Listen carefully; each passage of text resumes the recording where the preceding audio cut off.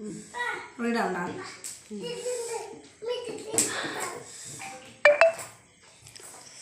നമ്മളിന്ന് എങ്ങനെയാണ് sweet corn തിന്നാന്ന് കാണിച്ചു തരാം കേട്ടോ.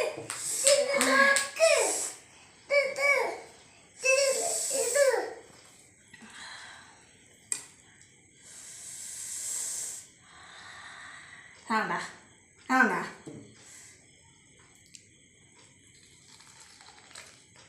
പതുക്കെ കടിക്കേ, വായിലെല്ലാവരും വെള്ളം വരും.